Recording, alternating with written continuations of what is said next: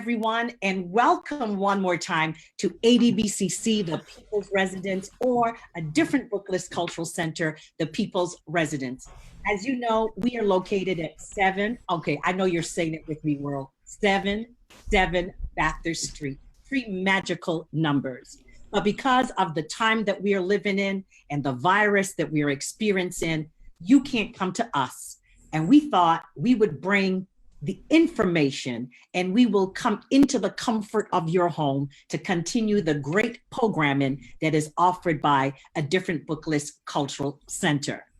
Now, you know, the street that we are located on is called Bathurst Street. And one of the great things about that street is people of Caribbean ancestry brought many things to Canada. Bathurst was a place where people from the Caribbean, of African descent, of East Indian ancestry, wherever, congregated at Bathurst Street, a meeting place, a place where you could smell patties, a place where you could get a little roti, a place where you could listen to calypso music and reggae, and just even to hear the language of your nation. For the last maybe just shy of 20 years, we had the privilege and the opportunity, a different booklist bookstore at the time, to be neighbors with the Caribbean Roti Palace. The Caribbean Roti Palace was ran for many years by Eid Dowlah and Iqbal Hussein. And their location was 744 Bathurst Street. Today, it is Friday. It is 6:02, and I remember that on a Good Friday, the cars would roll up so that people would come to order their roti. All that week, they probably had the taste of curry in their mouth. They couldn't wait to get into squash and pit spinach or boneless chicken and all of that. But at the same time, someone would come into the store and say something to the people at the Caribbean Roti Palace. I here to pick up the doubles. And, you know, I here to pick up doubles. And doubles, oh my gosh, would be served up. People from all walks of life, Canadians of all stripes and ilks would come and say, I come to get the doubles. And it depends on where you came from across the Atlantic, how you said doubles. Or doubles, or doubles. Oh my God. What you didn't know is that for a whole week, your mouth was probably watering for this delicious snack called doubles. And in the week, as the school students attended, whether it be Harvard Collegiate or Central Tech, which was right across the street, if you will, from the Caribbean Roti Palace, at lunchtime, you would see the passion and the energy that they had. Get into the restaurant, of course, to buy what? Oh my gosh, everybody in the world, you can't say it all at the same time, but if you can, say it louder, doubles, of course, because it was affordable, it was a snack. And sometimes when I watched them go into the roti shop with all that passion and urgency, sometimes I sat and I thought, I wish they had that passion and urgency too, and made that application to their studies. So here we are on a Friday evening, an evening where someone in the world, maybe in Canada, maybe in Scarborough, maybe in Mississauga, maybe in Toronto, are calling someone now who delivers food. That person may be on there, as Bob Marley would say, my feet is my only carriage. That person now somebody walking to bring the doubles to your home. Some people are riding to bring the doubles. Some people drive in a car to bring doubles. Doubles now are being charged on credit cards and across electronic platforms. So you understand, right? Doubles are really coming a long way. At a different booklist cultural center, we have a number of food days. We celebrate Black Cake Days so that Caribbean women can say, I make the best Black food ever. And you know that as February rolls up, we also celebrate the Patty Day or the Jamaican Patty Day, because that is also a food and a snack that people of Jamaican heritage and ancestry brought to Canada. And then, of course, now we have Doubles Day. And we drop Doubles Day in the month of May, which in this country is Asian month. But also, too, that we can locate the Indian Arrival Day in that month, in particular out of the nation of Trinidad and Tobago. What excites us both about the patties and the doubles, that these things come out of the Caribbean, a region with great and fantastic leadership. But here is the thing.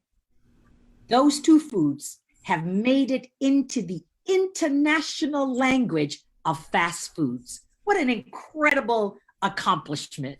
So you can only appreciate how excited I was when I encountered a book called Out of the Doubles Kitchen. Hello. So when we were presented with this gift of a book called Out of the Doubles Kitchen, written by Badru Deen, we thought, pepper sauce, this is good. But we're not going to talk pepper sauce tonight. We're going to talk doubles. And I am very pleased to introduce and invite here this evening Badru Deen, all the way from Miami, Florida. Mr. Deen migrated from Trinidad and Tobago in 1968. And he did that because when folks went back to Trinidad in 1967, after attending the international fair that Canada had for its birthday, they told Mr. Deen how wonderful this place is. And so in 1968, he showed up a little late for the party, but he in this country. He is a corporate executive. I don't know if anybody's former in the world. You are what you are forever till you die. And so to give him his props, he's a corporate executive. He's an entrepreneur, but he's also to the author of Out of Doubles Kitchen, a memoir of the first family of doubles, the #1 street food of Trinidad and Tobago. And so you can anticipate that this evening's conversation might take us a little bit from 1845 in the arrival of the ship, the Fatel Razak, and we probably will mark 1845 to 1917 in this conversation. But what we are more fascinated and interested in doing also is to set you up so that after this interview, you will go into your kitchens, start putting your hand in that flour and setting the doubles so that they rise overnight and yield so that tomorrow, May 30th, on Indian Arrival Day, you can snack on doubles and think, here is another food out of the Caribbean experience that has made it into the international language of fast foods. And so with all that introduction, a very warm welcome to you, Mr. Deen. Happy that you are joining us this evening. Thank you very much, Aita. Your description of doubles, puts me in a difficult position to continue talking about doubles.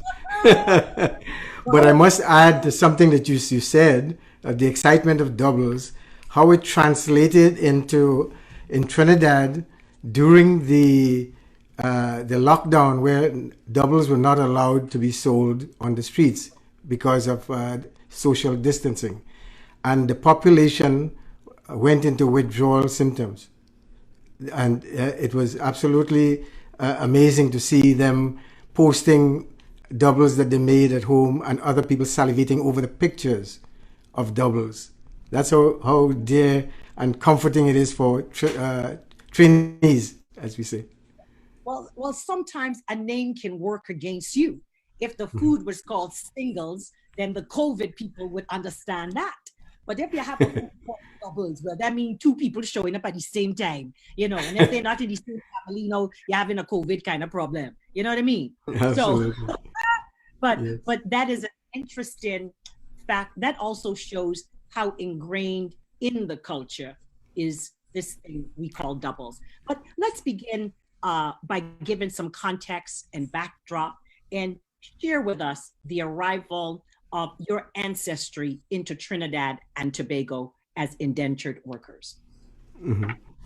So before I go into that, and just to continue on that thought that you expressed, I like to put it this way, that Trinidad and Tobago the Twin Island nation is now famous.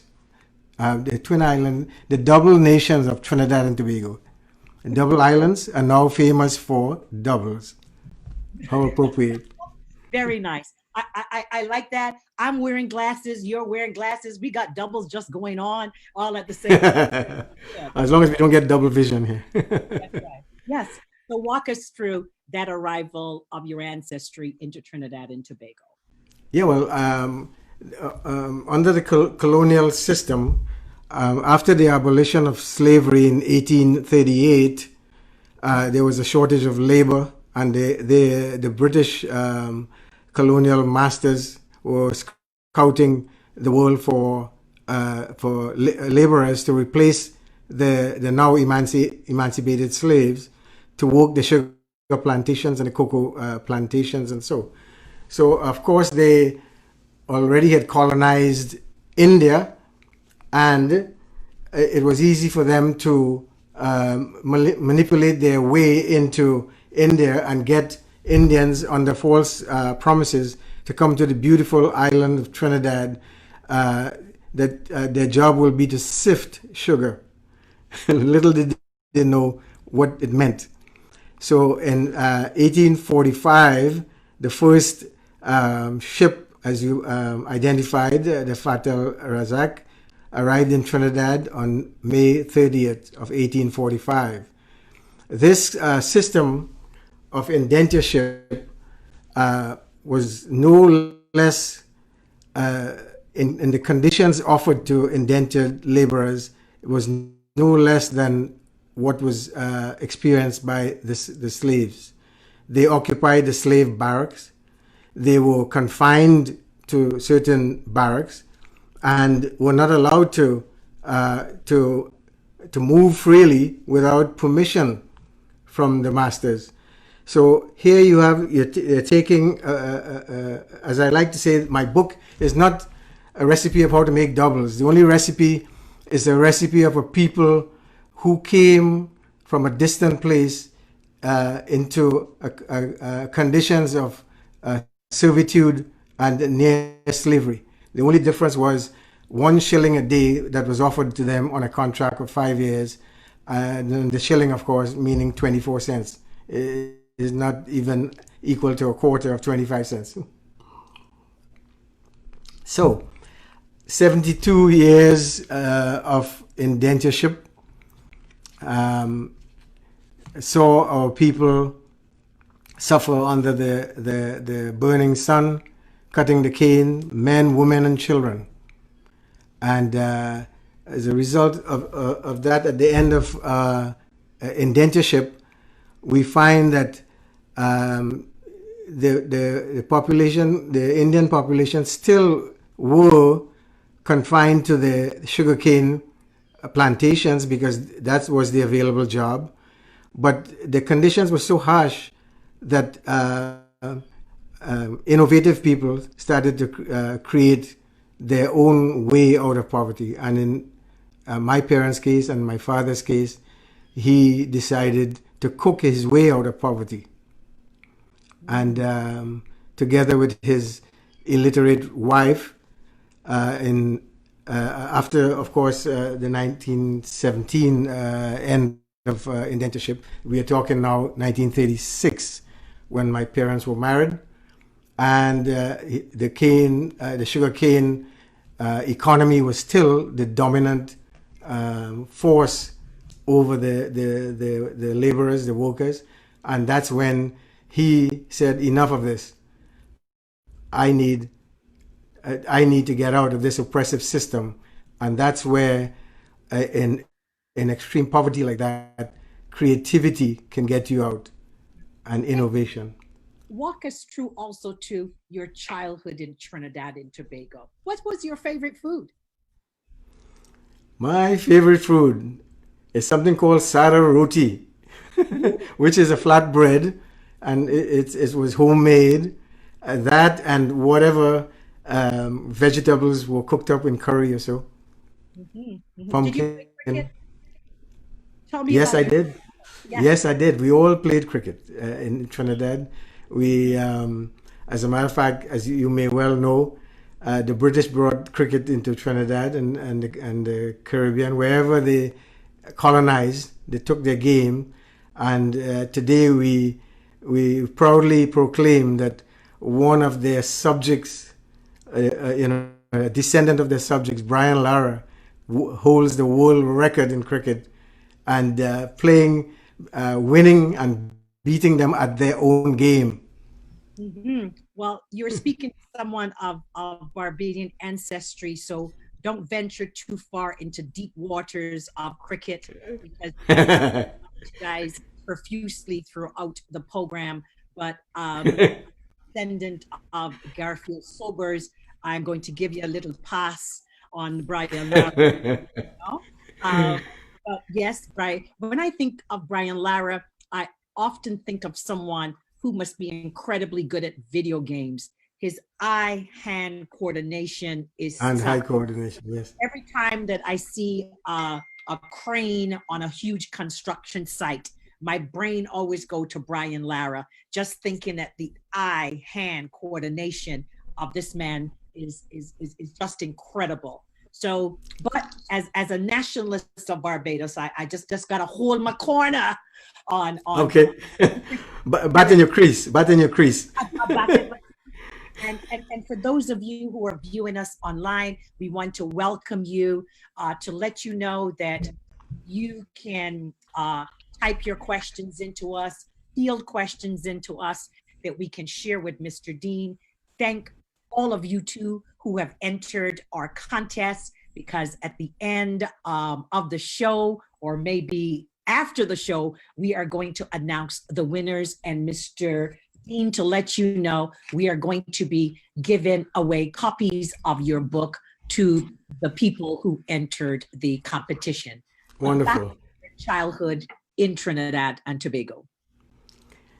Yes, so other than the food that you, of course, we were the first customers of our parents' production, because we ate the doubles before he went out to sell them.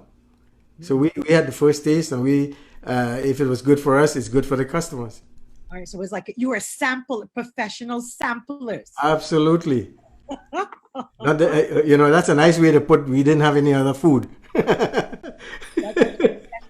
Samplers. And if you said to your mother, this batch isn't tasting right, or oh my gosh, I don't want to have doubles today, what was your parents' response to things like that? In a moment notice, they can correct it.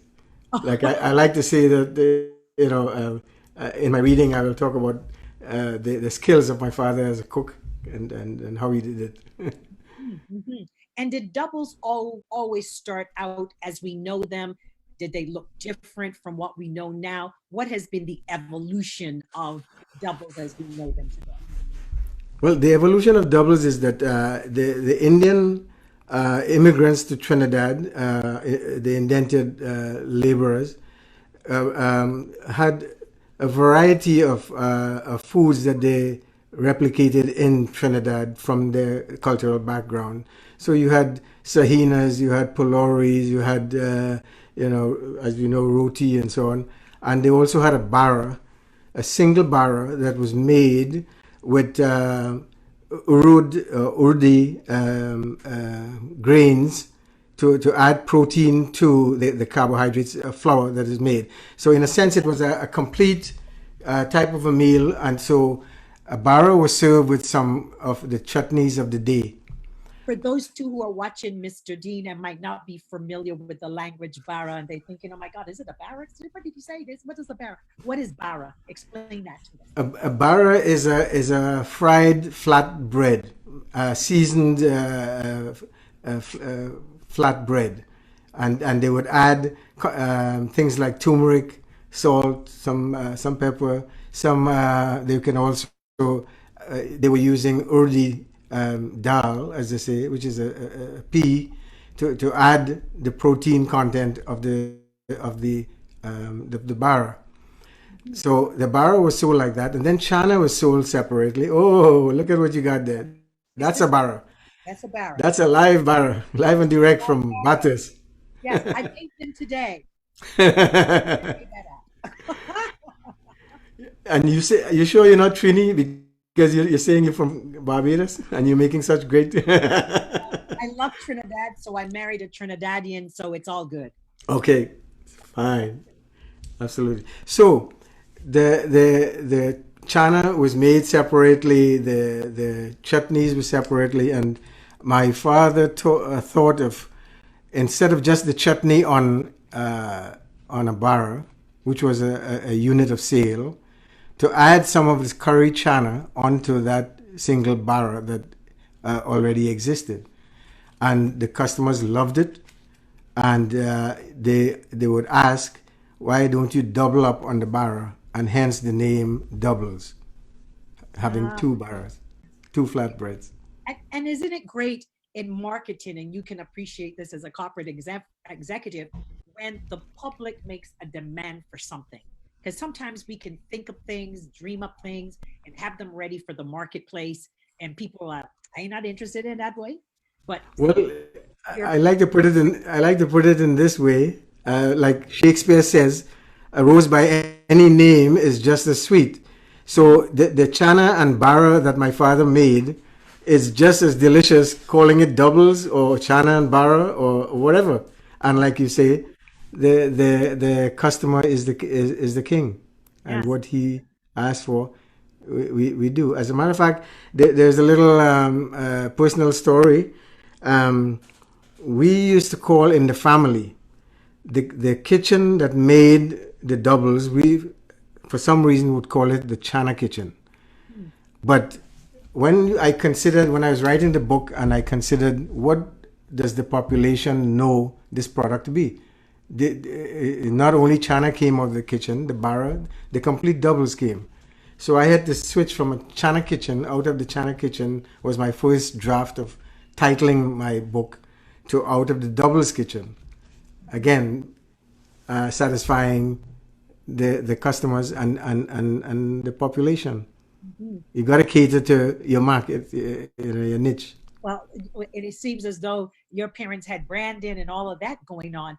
I'm looking at the things that you have on your desk, and is that a photograph of your parents, which is to my left, to your right? Is that a photograph? Yes, it is. Yes. Let's Yes, name, it is.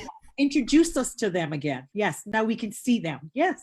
You can see them. So this is my father, Imamul Deen, and his short name that everyone called him was Mamu Deen. And there's a little story there. Mamu in Hindi means uncle, so Mamu Deen is Uncle Dean. However, that came straight out of his name, Imamul. Mamu came from Imamul Deen. So that's my father and my mother Rasulan, and this is they would have been in the like late 30s, Okay. a handsome couple. Hence, that's why you're handsome. Yes. Okay. That's good. Okay. Um, so here we are. They people liked what they saw. They had the single, and people said, could you do a little something else? We want more. It reminds me at one point too of when one of the beverages, the soft drink beverages, I will not name them, and they were thinking of how to sell more drinks, and then they realized that young black men or young or teenagers, if you will, could drink a little extra more of this thing. And so we went from cans to big bottles of this pop. Yes. So So here again, your parents are following that. So what happened after this explosion of doubles take place? Did your parents continue making the doubles? How did that influence spill over into other people who might have seen the double production and think, hey, I could do that? Or were they the shop in town? Well, first, maybe I'll touch on the subject now, which is it always comes up when I do these interviews. I did one with ABC television in Miami, and we got like 1.5 million hits. And the only concern that some people had was who really created this thing. So to answer your question indirectly, to when my father saw the potential of this business, he invited his brothers-in-law, who happened to be the brothers of my mother, who were married to his two younger sisters. So there was a swap of three couples. So that they were actually selling Dean's doubles in the very beginning, to the point where my father was the charismatic salesman, and his brothers-in-law were agricultural workers and selling coals and things like that for firesides. And they came into the business with him, and mainly because not only did was he introducing his sisters to them as their wives, but he made sure that he was introducing a means to support his younger sisters, because he was the caregiver for them when their mother passed away. He raised his two sisters. So here we have now three salesmen. One of the Ali's brothers went to San Fernando and developed that market, and the other brother remained in Princestown, the other Ali. So it started expanding and expanding. Adversity struck us where in 1956 and 57, we are twin brothers at the age of 20, 19 and 20. Within a year, passed away because of, we speak of pandemic now, but there was a pandemic then of Asian flu in 1956 and 57, but nobody knew. You just up and died. And they passed away within a year. So my father's sales force was demolished, basically. And we abandoned the homestead in Princestown and moved up north in a new area to again reintroduce and educate the people of what doubles were, and starting from scratch, basically.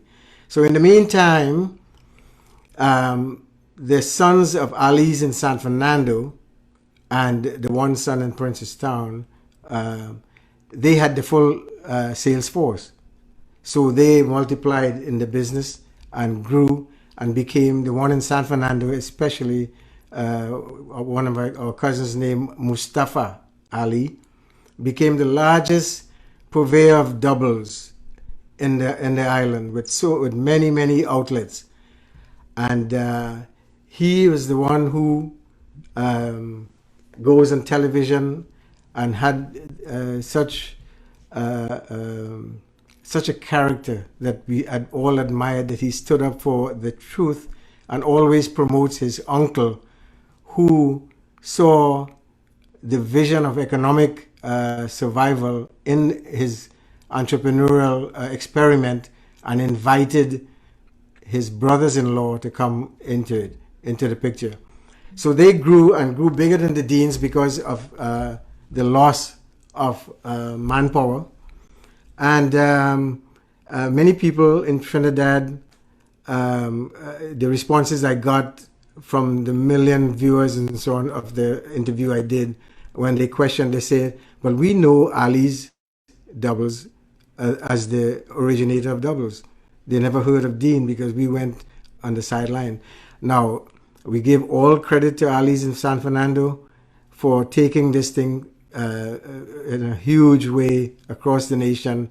But we are not speaking of, in my book, about volume. We're speaking about origin of the product. And it goes back to Princestown, to Mamu Deen and his wife Rasulan. So then we noticed that from these three families, the population saw that this is an amazing way of gaining independence and becoming your own entrepreneur. And doubles men started to pop up in every village corners, every town, all over the island. And they're a force to be reckoned with, because just recently there was a political issue when they closed the doubles vendors down. They demanded, well, if you close us down, you have to close the KFCs down too, and they did. Well, all the time that you're talking and you're making a reference that you were located in Town, and I'm thinking, well, but you came like royalty in producing this thing. So how coincidental that you were in Town, but you were the royalty of doubles, if you will. Well, in my book, I describe my two brothers as the two princes of Town. And in listening to you, and there's a line in your book that says, creativity, the making of doubles is creativity. Creativity out of poverty is entrepreneurship.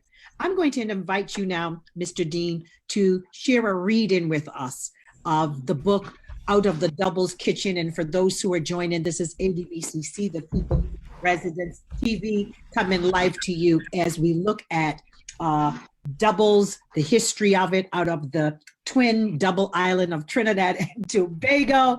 And tomorrow, May 30th, is Indian Arrival Day in Trinidad and Tobago. So this is the setup for you to get your doubles on for tomorrow. So here you go, Mr. Dean, with your reading.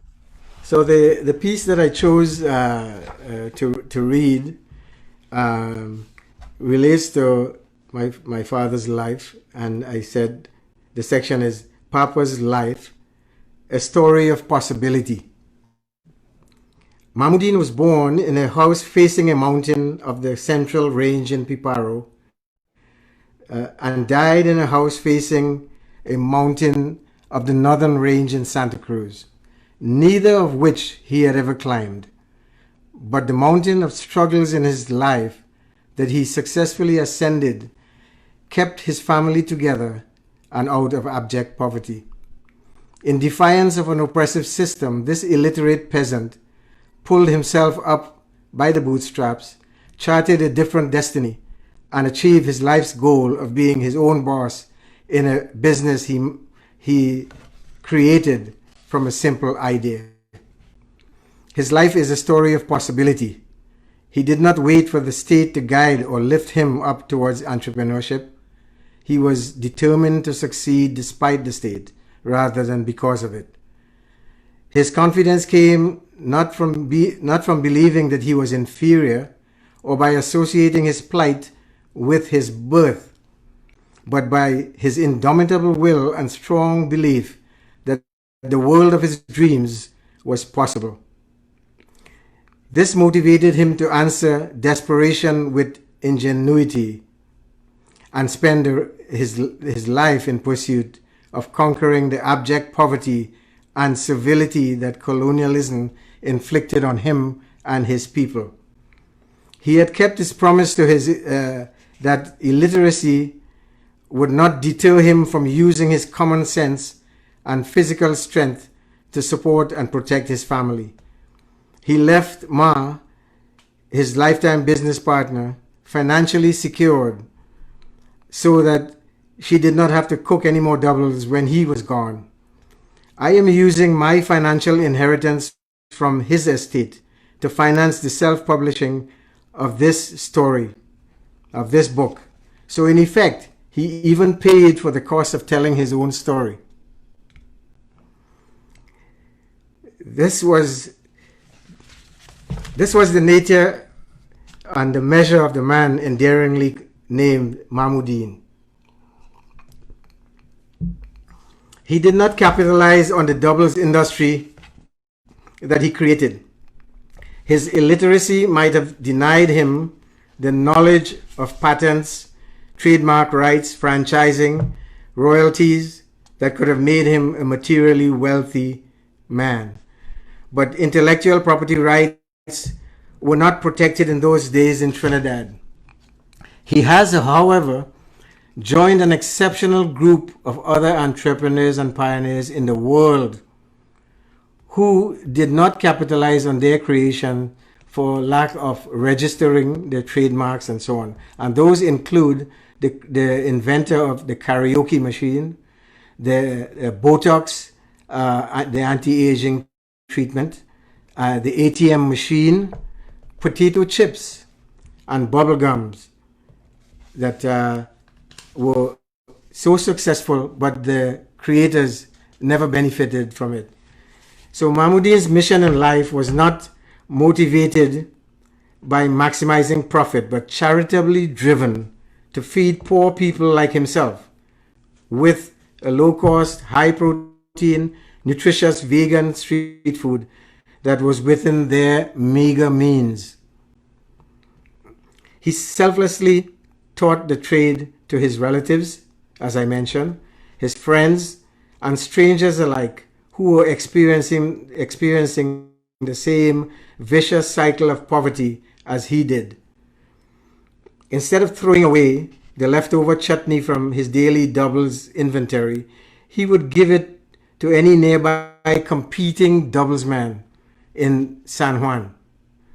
In his altruism, he was like the proverbial candle that did not lose its glow by lighting other candles. He was like a warrior gathering his troops to fight the common enemies named poverty and exploitation. His mission was to spread the spirit of entrepreneurship with his doubles business, which for him represented a celebration of struggle and triumph over an oppressive system. Doubles vendors started popping up and replacing and replicating Mahmoudin's business model in every town and villages, as I briefly mentioned. Some even aggressively placed their doubles boxes near to his in direct competition with him in San Juan. Some doublesmen replicated his compartmentalized yellow doubles box on freight bikes, while others tried to differentiate their imitation by painting their doubles boxes in different colors. But the one thing they could not duplicate was the taste of Deen's doubles, because Mahmoudin was an eyeball cook. He cooked by the senses of sight, smell, touch, taste, and hearing. He cooked by instinct, not by measurement. With his tasty hand, he left a delicious legacy. He had switched on an entrepreneurial engine of financial freedom and independence directly in Princestown, San Fernando, San Juan, and Port of Spain, and indirectly in the rest of the nation. Even though only 2 of his 6 sons followed his doubles dream to fruition, he had succeeded in motivating hundreds of nationals to follow in his footsteps. Faced with high unemployment, they were inspired by his business model to be self-employed and gain entrepreneurial independence. Among those who invested their energies in the unforgiving doubles business, several were rewarded with significant wealth for their dedication and hard work. They are living Mahmoudin's dreams. He would be proud to know that so many people, especially the families of his brothers-in-law, the Alis of Princestown and San Fernando, have embraced his intelligent foresight and helped to make doubles the #1 street food of Trinidad and Tobago. The fact that we now take the accomplishments of the doubles business for granted underscores how significant its progress has been, given that 84 years ago, its success would have been considered unthinkable. These achievements depended on the sustained commitment and sacrifice of an extraordinary entrepreneur committed to a vision of his world. He gave his life to something bigger than himself. His achievements were the manifestation of his character. Trinidad at the time presented him with the ideal setting for his life's adventure. When Mahmoudin introduced doubles in 1936, he was making his contribution to the blending of the Indian culture with a plural society in its infancy. The national buffet of culinary delights has been enriched by his creative input. His contribution to nation building stirred the melting pot of a diverse society that now describes itself as all away is one. Calypso icon David Ruther described doubles in his Facebook page on December 2012 as the great egalitarianizer of all varied stomachs. You know, he's a man of words. Mahmoudin's untimely demise at age 62 denied him the opportunity to see his creation take flight to become the ubiquitous street food of the nation. But his immortality will reside in his creation that lives. He may have lived an uneducated and ordinary life, but he left an extraordinary legacy. Although he has not been officially recognized for the national heritage he created for his country of birth, he has left a personal check payable to Trinidad and Tobago for an amount in excess of his lifespan. As a rural rube with a vision, he was the ideal of a self-made man who came and gave without taking. We can clap. I know people are clapping. And again, for those who are joining us, we welcome you. And if you do have questions, please type them in and I will share them with Mr. Deen. Thank you for sharing your family with us, Mr. Deen. A couple of things that crossed my mind while you were doing the reading. And the first thing is, I love the ease that you can pick up your glass and drink some water, and you have demystified that people can actually drink water on television, on a screen.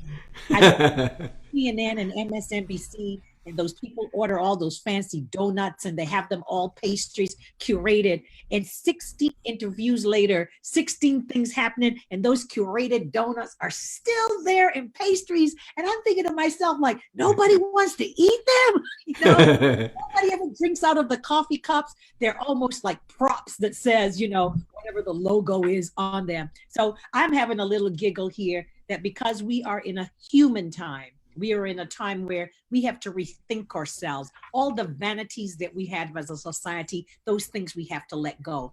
But to simply see you pick up that glass of water and drink it, to note that you have lemon in the glass, because we're talking food now, right? To note that you're so observant. Could be something cleansing, but the ease of which you did that just shows the world that the things that they see on TV can be real. They don't always have to be on rail, okay? But so I'm not even going to go there. But the other thing too that crossed my mind too is you reminded me of Austin Clarke, and in his book Pigtails and Breadfruit, or Sweet Food and Love. See, people in North America didn't know what pigtails and breadfruit, what there are. So they would say, like, why are we reading this book? What is pigtails and breadfruit? So he had to change the name for this market to call it Sweet Food and Love. The thing about Austin's book is that it celebrated the culture of Black women, or women who are great cooks, but never wrote down their recipes. They're oral people. So when you said that your father cooked by, I don't know, by spirit, if you will, you know, and he did a pinch of this and a notch of that, and I'm thinking, well, how are you gonna write that down, boy? You know what I mean? So tell me, what's the secret ingredient that your parents had that you can't release right now, but if you say it real fast, we will get it? And it was a pinch of that, or a little dash of that, or a little something you sprinkle in. So it made these doubles the very best doubles. What do you think was some of the, what was that little extra that you put in those? If I tell you, Ita, I will have to marry you.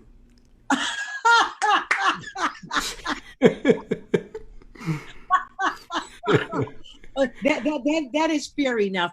Maybe it was just the love of creating something that could speak to people's economics, speak to people's nutrition at the same time. And that is probably where you had a little bit of edge. Now, as a child growing up, and sometimes people say when people are in business, their children hate their business because their businesses compete with the attention of the children. And so when you were, and young people, sometimes kids like to brag. So when you were growing up, did you go around saying, yes, no, no, no, no, my people are the original Dean people. We got that. What was your bravado in letting the world know how proud you were about your parents' accomplishments? Well, let me tell you an example of trying to tell people that my parents created doubles.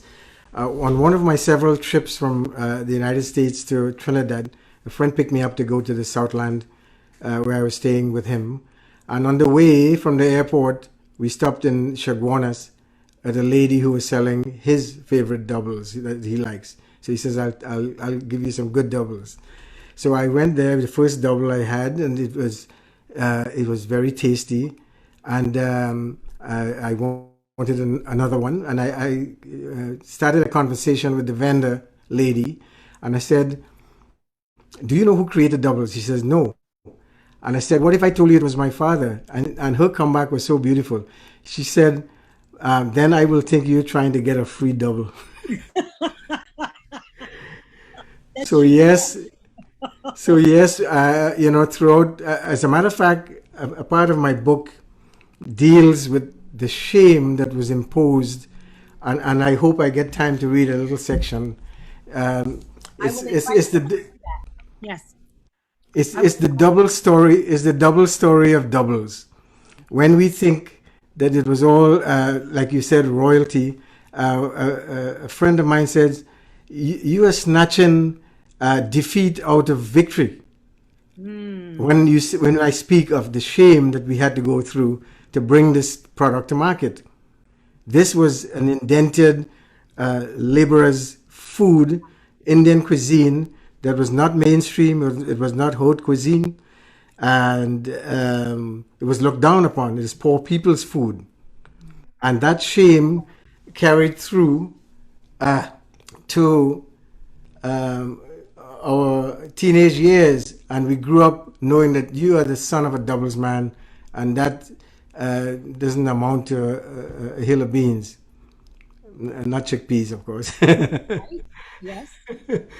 So it was a struggle, and it took me, like when you ask if I would tell people about doubles, I actually hid that fact from people. When I heard the word doubles, I would duck, because you didn't go to university to study to become a doubles man. And it seemed there was a dichotomy of pursuing education and coming from a background of doubles. And to this day, there are people who would try to ridicule me and say, well, his claim to success is doubles. And little does he know that now it's a multi-million-dollar industry, and people are just trying to get into that type of business. As a matter of fact, Zagat reviewers who review restaurants and meals throughout the world, they had in one of their previous articles that doubles is a product that needs more attention and mainstreaming to the world. So, But that is, I'm glad that you shared that with us, that despite the success of it, at the same time, we have all these stereotypes and stigmas of the society on us, that sometimes we are afraid to say that we are proud of things that come out of us. We're still waiting for that validation of the main society to say this is a good thing, and to locate a place in history. At one point in time, chicken wings, they were poor people's food. You went to the supermarket and they gave them away to you. I remember that as a child. And chicken legs, and not chicken legs, feet and all those things. Today, holy cow, those things are really expensive. yes. Cod fish or salt fish, as you say it, or what variety of ling you're going to eat it. And at one point in time, too, those were seen as foods that, people who were working class or struggling with economics would purchase. Now today, heaven help you, you go to the supermarket. These things have now become very expensive things, and, like chi. What you've also demonstrated in this time of COVID too, that here we are in another time we were experiencing difficulty. And in those days, your parents were experiencing difficulty. But out of that difficulty came a vision to create new things. And one of the things that I'm very fascinated with in this time is how we will prepare our minds to create new things and see innovation at this time, which will help us to get through this thing called COVID. So thank you too for reminding us that out of necessity came invention. And as you said, out of poverty came creativity, which led to entrepreneurship. I'm going to invite you now to read, if you will, that other segment of the book. So in talking about the shame that we bore as a family and as young, precocious kids to be put down as Doubles boy, I must digress and said, since I know that you have an observant eye, you did not see the bicycle. Well, I was going to that is a symbol. That's a symbol of how my father mobilized the industry. That was the first carriage.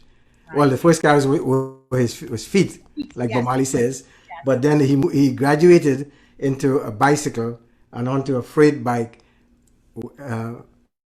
Was the mobility that he had for his doubles business. Oh, I love that those things that you hold dear, those memories that you are presenting them on the table so we can reference them. I have noted, is this your microphone right here? Yes. This. Yeah.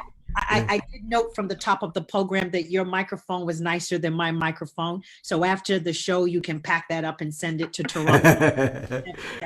Ooh, but dear, he's been talking to people in big broadcasting. How he gets it?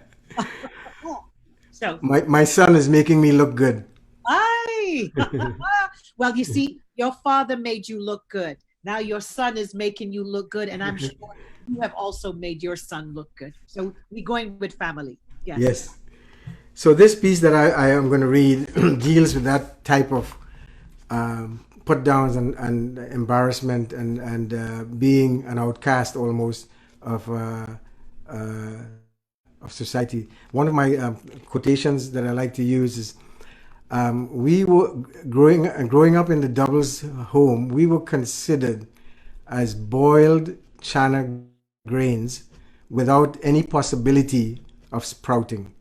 Mm-hmm. That's pretty profound. Yeah. Okay, so the section I'm going to read is Son of a Doubles Man.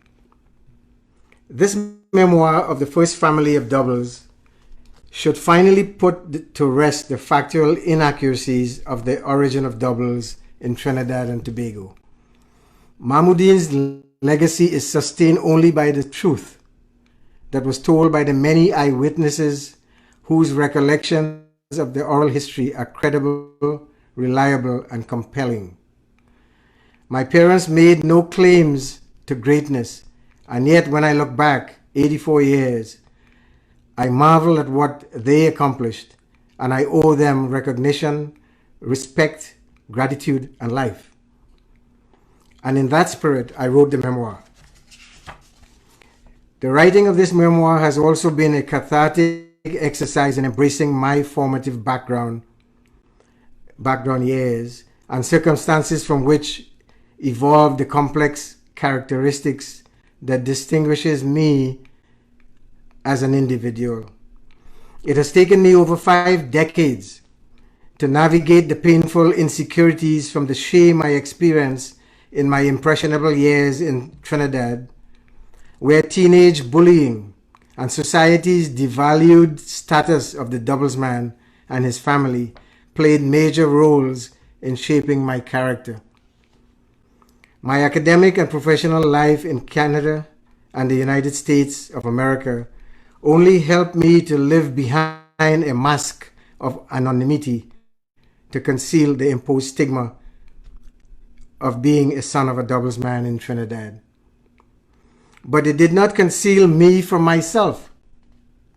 I had to go back and rescue this little boy who was still whimpering with insecurities in that dark corridor of his subconscious and was ashamed of his background. I had to accept who I am and recognize that I am perfect in my way and that it is safe to be me, to show up without apology for simply being myself.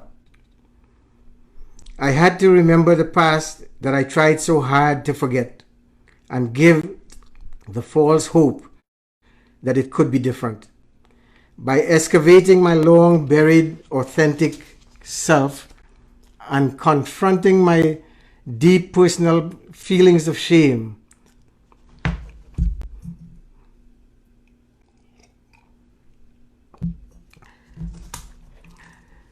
I found redemption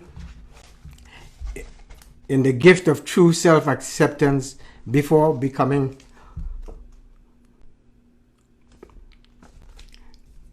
whole again.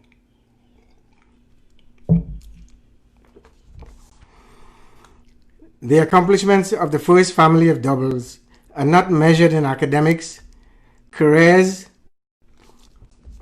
or net worth, but in the journey that started in the doubles kitchen.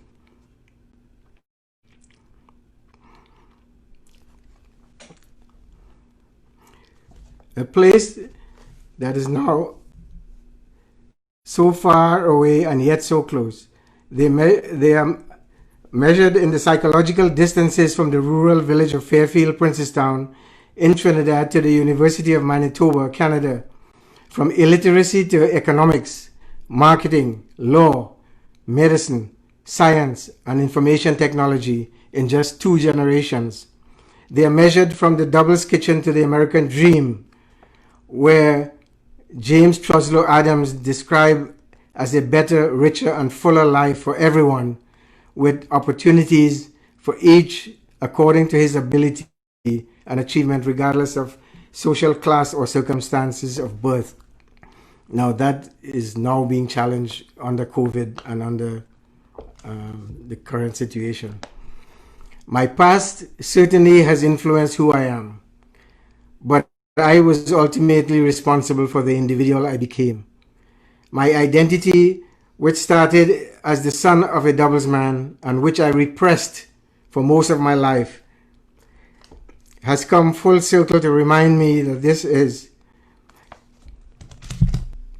the identity I must embrace, to bring closure in accepting my reality. My upbringing was a blessing, not a curse.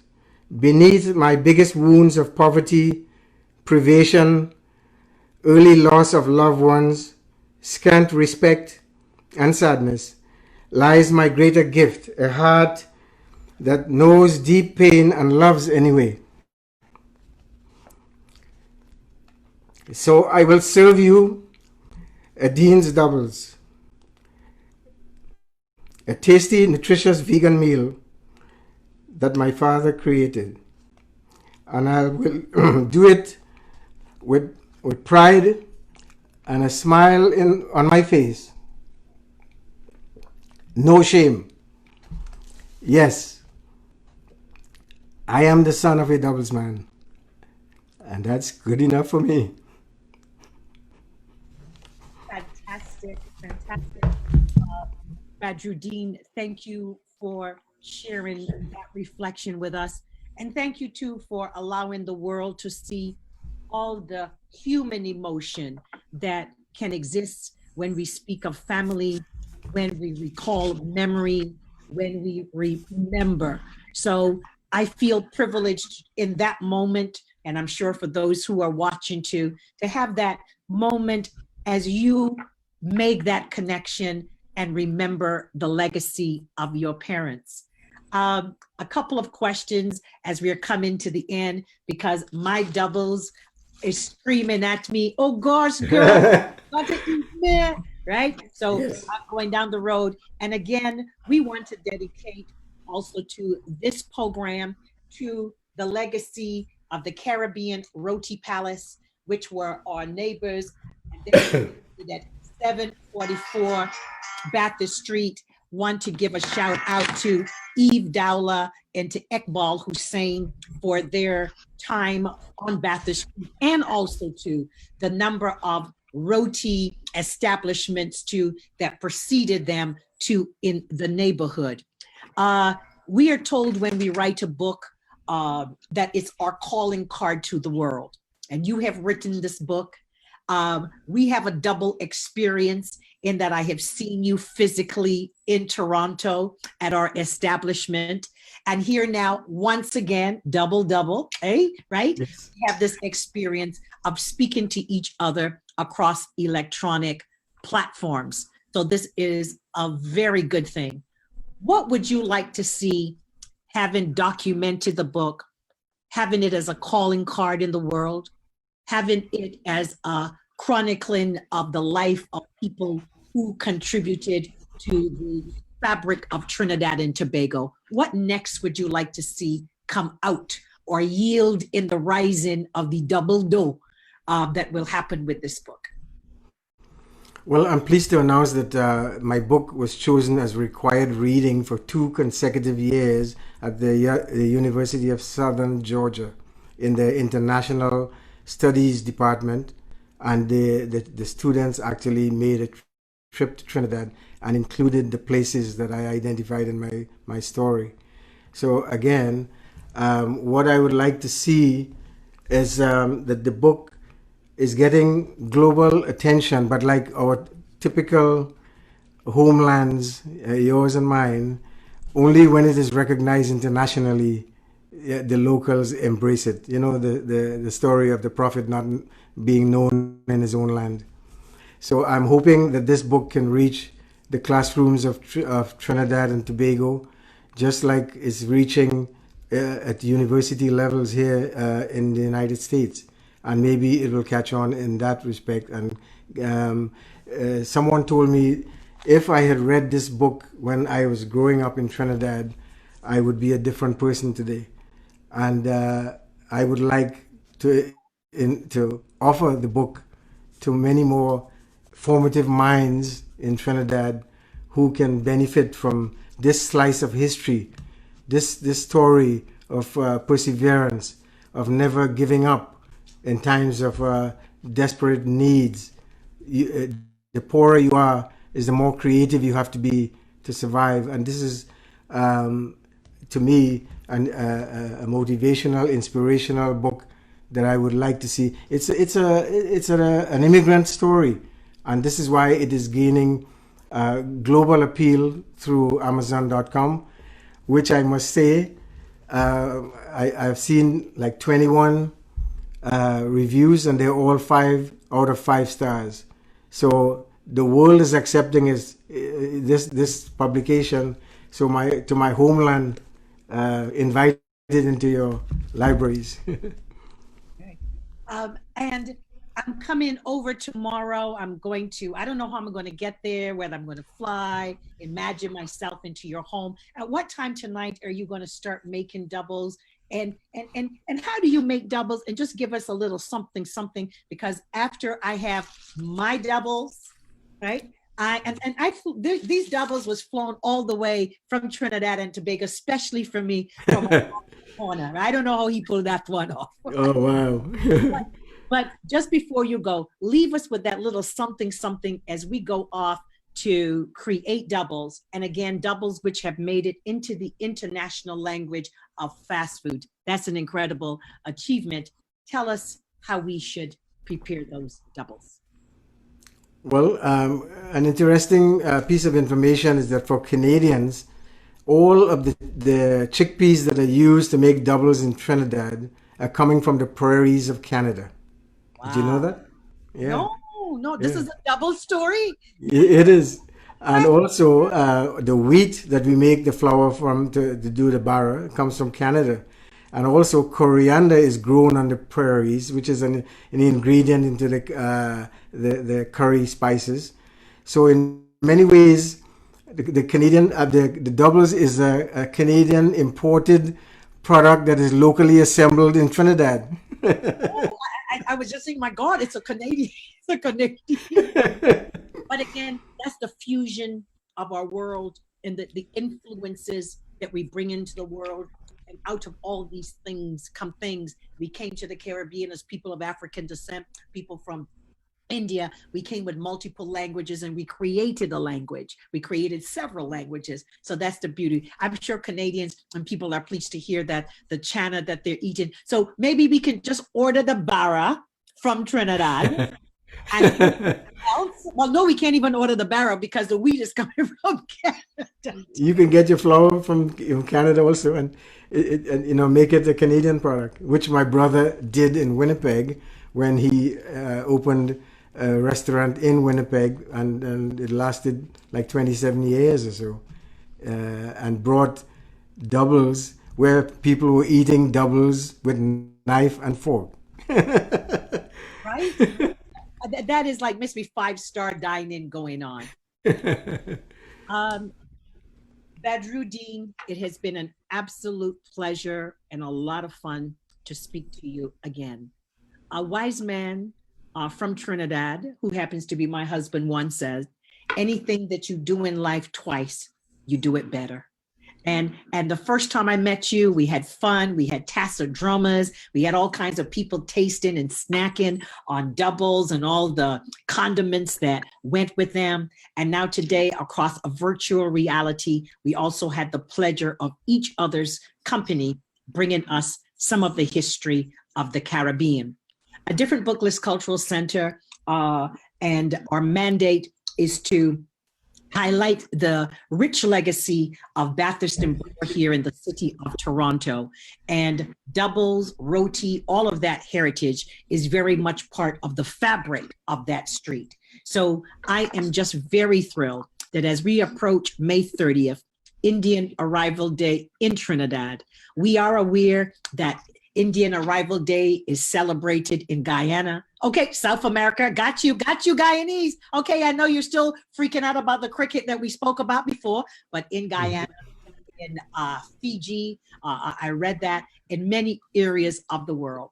But today, we wanted to celebrate doubles out of the double country of Trinidad and Tobago. And I've had the privilege to speak with Mr. Badru Deen, and he's going to share the secret recipe with me after we go off the line.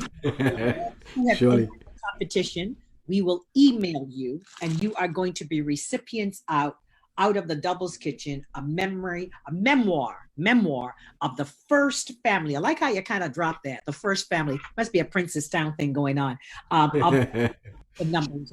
May you continue to be in good health, and may you continue to have multiple opportunities to spread the history of your parents with the world. Thank you for joining me this evening. Thank you so much, Aita. It was a pleasure.